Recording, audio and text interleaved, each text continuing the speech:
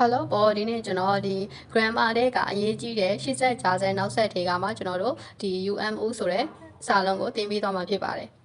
ဆိုတော့ဒီ UMO စာလုံးကိုမရှင်းပြခင်မှာကျွန်တော်တို့ကြည့်ရမယ့်ဟာရှိရပေါ့နော်အဲ့ဒါကဘာလဲဆိုရင်ပန်တီးဝါဆိုတာရှိရပန်တီးဝါ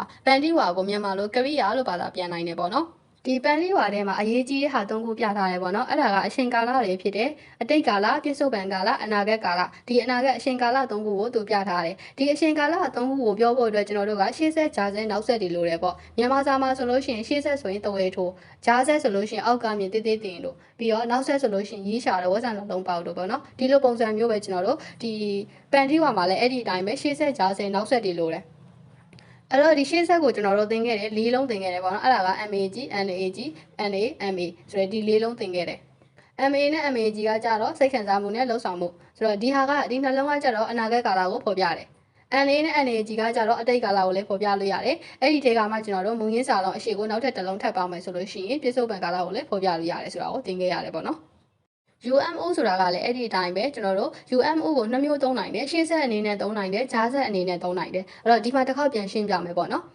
ရှေ့ဆက်အနေနဲ့သုံးတဲ့အခါမှာကျွန်တော်တို့ကအရှိကစာလုံးကတရားစာလုံးဖြစ်နေဖို့လိုတယ်RAEO ဆိုပြီးတော့ကျွန်တော်အရှိမသင်ခဲ့ရတယ်ပေါ့နော်တရားစာလုံး၅လုံးသင်ခဲ့ရတယ်ဆိုတော့ဒီမိုးရင်းစကလုံးရဲ့အရှိစာလုံးကတရားစာလုံးဖြစ်နေဖို့လိုတယ်တခုနော်အဲ့ဒါမှကျွန်တော်တို့က UMO ဆိုတဲ့စာလုံးကိုဒီအရှိမပေါင်းလို့ရမယ်နောက်တစ်ခုက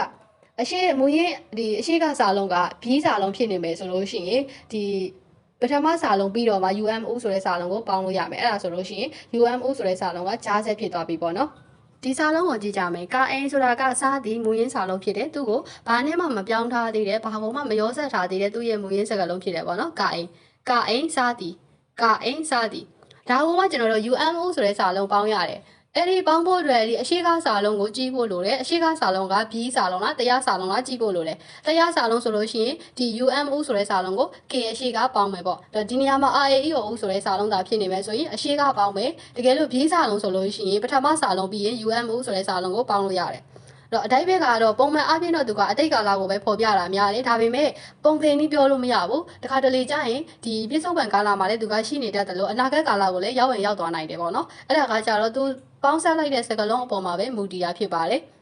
ကာအိမ်စားသည်ကူမကာအိမ်စားနေသည်ကူမကာအိမ်စားနေသည်ကူမအိမ်စားခဲ့သည်ကူမကာအိမ်စားနေသည်ကူမအိမ်စားခဲ့သည်